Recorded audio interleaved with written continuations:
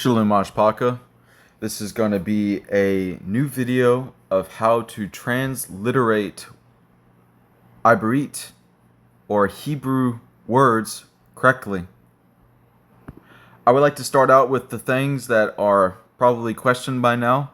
Why is it that when I transliterate, why do I have uppercase letters and I have lowercase letters? The uppercase letter is the beginning letter that can be used from the AyBaRYT letters. So, Yah is the complete sound of Yad.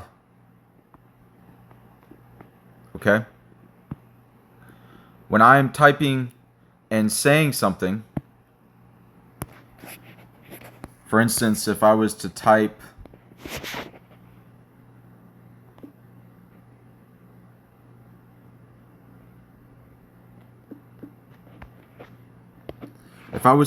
YaDAH, it would be YaDAH. Now, for me to transliterate that correctly, to keep the sound so you can actually see what Hebrew letters I am using, this is why we use this uppercase and lowercase system that I am showing to you. So it would be, Yad would be Yah, because that is complete sound. It could also be without the Y, the A. It could be Y, just the Y. It still means Yah, okay? But to complete the sound, we add Yah. And then Dalat makes the duh sound, so we put duh there. And then Hey doesn't make the Ha-A because it ends. And to make the transliterated word correctly, it would be YaDAH,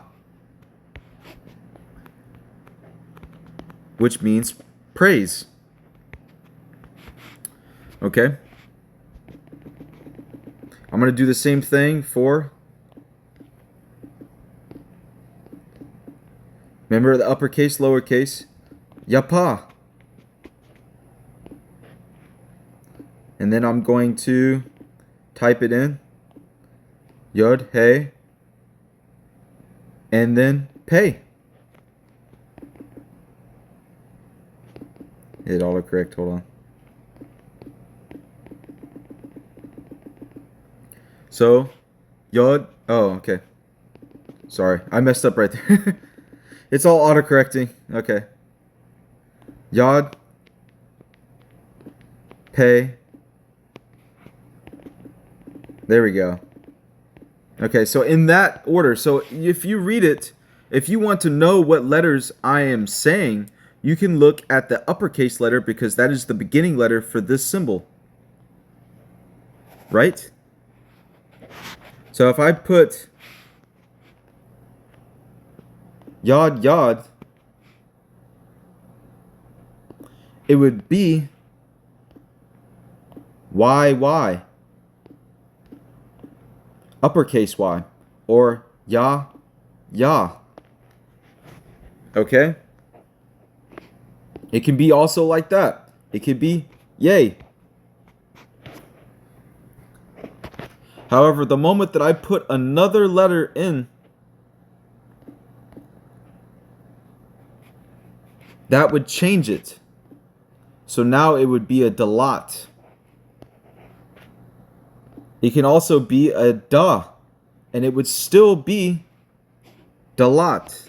It would still be Dalat.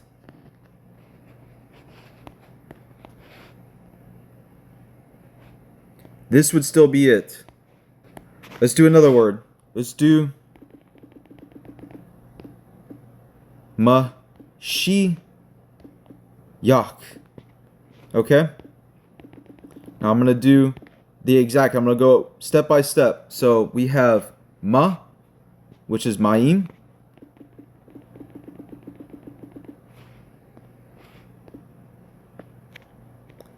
Then we have Sheen. See how it's uppercase, but it continues the full sound of it. SH, right? So we have Sheen, And then we have ya, so that's a yod. And then hot, hot, chot.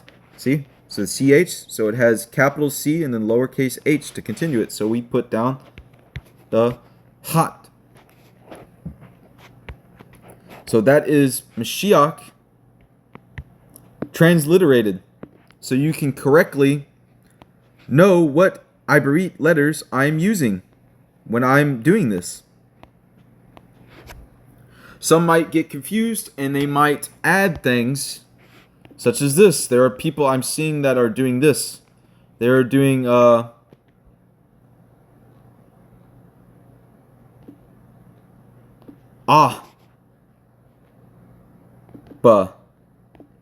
They are putting that there. Okay? So in other words, let me correct it a little bit. They are putting alof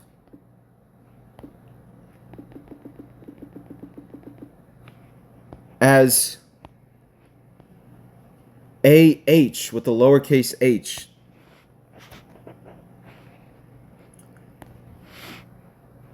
Okay? So I'm going to put a bait. Okay? So there's a lowercase a here. That is still ba. Or bait. That is still bait. That is not bait and then another alof, okay? Because it is lowercase. It is not there. Now, if it was uppercase and it had an ABA, so it would be, then it would be alof. Okay? Now back onto this talk about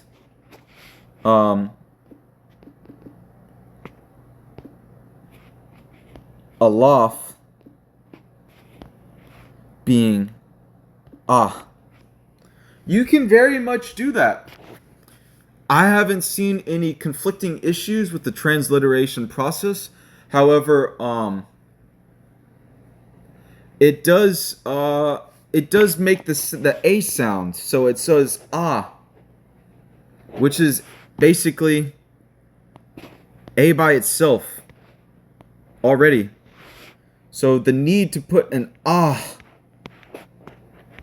would kind of add to it in a way and isn't needed. It kind of sounds like which would be alof. Hey. So to eliminate that, we just leave it as alof. Now to spell the transliterated version of alof, it is alof, like that. Okay? When I am saying the transliterated letter, the word for the letter being alof or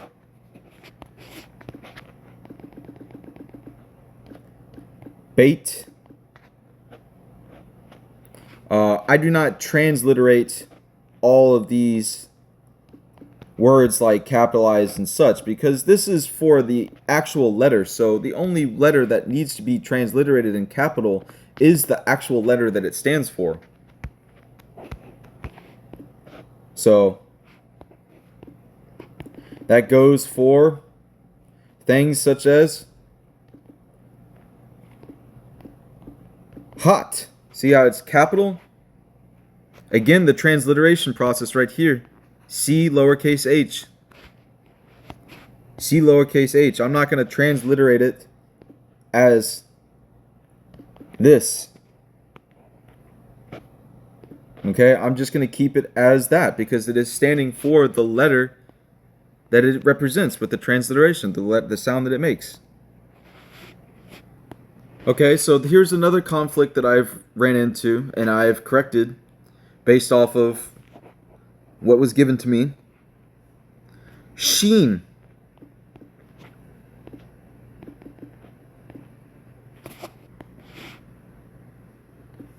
samak. Okay? So, these are represented as S, H, and the letter S. To divide these letters in a transliterated process, we separate them. They both start with S. However, sheen is separated because it has a lowercase h. Others would say that sheen should be transliterated as capital SH and such. However, if I was to put that in a transliterated process and put a word such as mashi yak,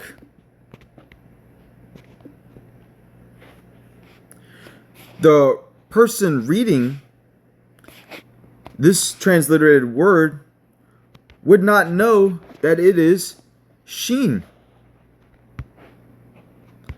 Okay? They would think that it is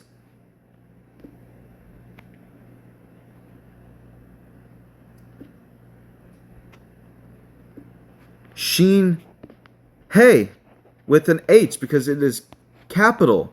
So it is signifying that there is another letter or glyph used there. It could also be portrayed as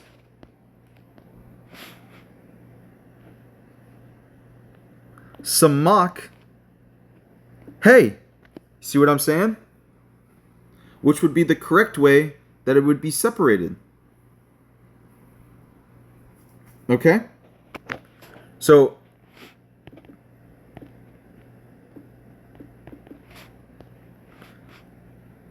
that would be the correct way to put SH, which would be samak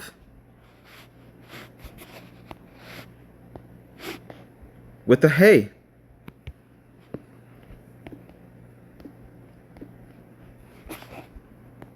This can be really confusing to a lot of people. There's been a lot of confusion, such things as tau and tot.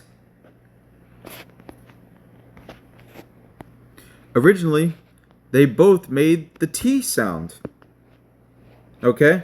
But they can't be transliterated like that because it would be confusing when you wrote the words. So people have been saying things like tube, which means good, by the way. And you cannot tell what letter this is, if it's tau or tot. Once you go and find out what letter is used, it was a tot that was used. But in the transliteration process, you would not be able to tell what is used. Later on, we found out that now it is called thought, and it makes the th sound. So the correct transliteration of this word is ta'ub. Ta'ub. Thub. Okay? This is what means good and protects the actual sound that it has. Notice again, I'm not putting a capital H for it, because that would signify, since it's capital, that a new letter was used. So we keep it lowercase. So this right here, this sound is for thought. It makes the th sound.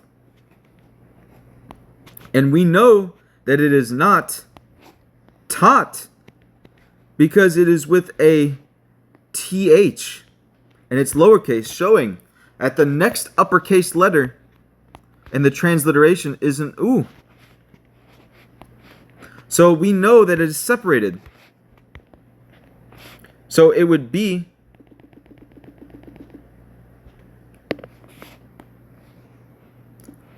the U, B. Okay? Now that we have the correct process for transliteration, the system that works, that can be easily read. You can read anyone's transliteration words that they are saying this way because they are typing it for you to see the individual letters that are used. I can go back and look up the word that you use. I can say sh,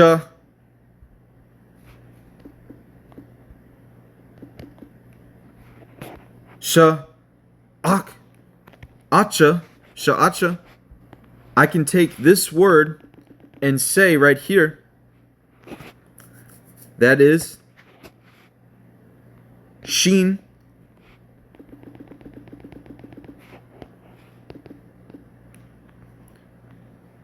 hot, hey.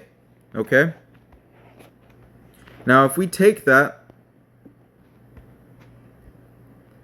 word, because we can see in the transliteration process what it says, we can take it into a dictionary, a word dictionary, and see what this word means. And it actually means worship. Okay? This is a biblical word, by the way. This is used in scriptures, in the AyBaRYT scriptures. The modern AyBaRYT uses different words. They don't really use biblical words as much. The knowledge is still there, kind of, for the certain words that are carried on in their conversations, but modern AyBaRYT speaking people do not speak with biblical words. So you won't be able to find it. Really, the real words are to be found in the text itself, which Yahuwah has given us. That's why He's given us a massive amount of text that is in Hebrew. We can actually discover each individual word if we go into Blue Letter Bible or an interlinear Bible. We can see Greek texts in the New Testament. However, if we go to Old Testament, we can see the Hebrew text. And we can copy and paste the Hebrew words that were used. This right here is a Hebrew root word. Okay? Something that I would like to point out is that their transliteration process is pretty much wrong. Okay? But there's a certain understanding when you are making this right. Okay? This right here is the root word, and this is the word that's used in the text. If I scroll up, this is the word that's used in the text. So let's do a transliteration process of this correctly. So it has Rosh, Aleph, Shin, Yad, and Tau. So let's take what they have right here for the transliteration. It should be Ra, Shin, Yad,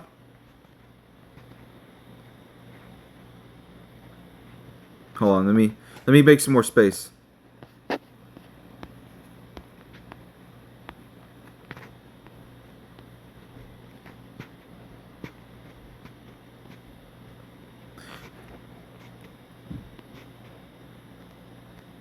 Let me make that uppercase. See how the mistakes we can catch with each other?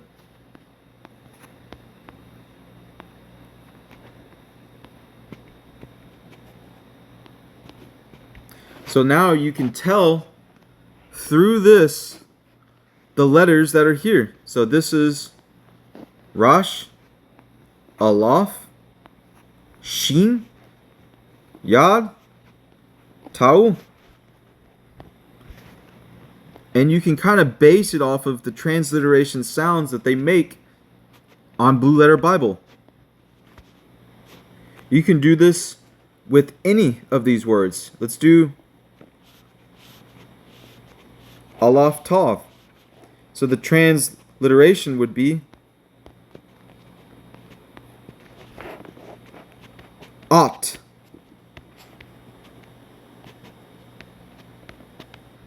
There is some advanced learning that needs to still be done with the AyBaRYT, the language, and how to actually know words and sounds and how they are transliterated. You're effectively speaking in multiple languages as one time when you are doing transliteration. So it's kind of hard to know the sounds that they make. You would have to know the AyBaRYT word.